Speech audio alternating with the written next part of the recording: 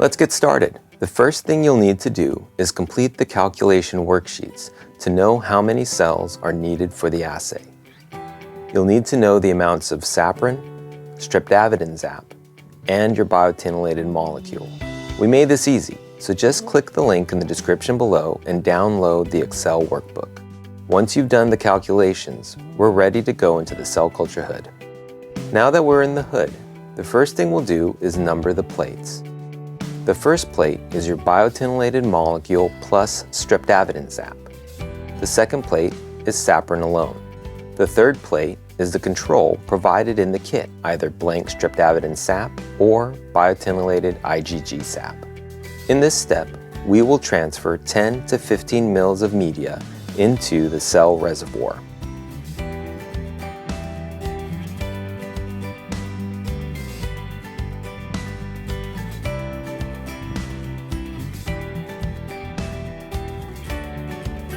Use the plate template that came in the kit. Place it underneath the plate.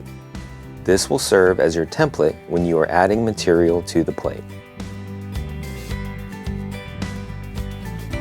Then, transfer 100 microliters of cell media to the exterior wells of each plate.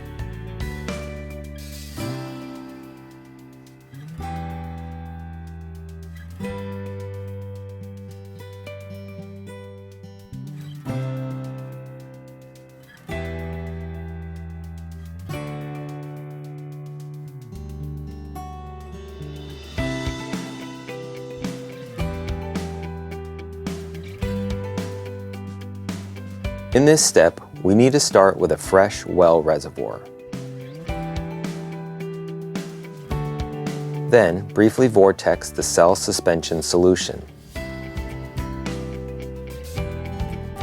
Then, pour the contents into the well reservoir.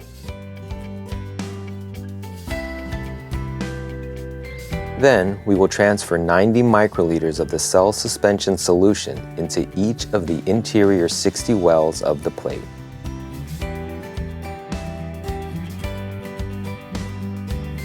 Remember that we are transferring 90 microliters of the cell suspension solution.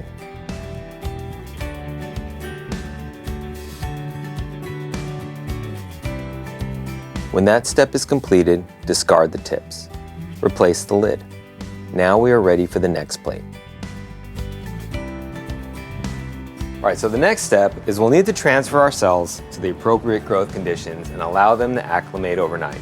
For these particular cells, we use 5% CO2 and 37 degrees Celsius.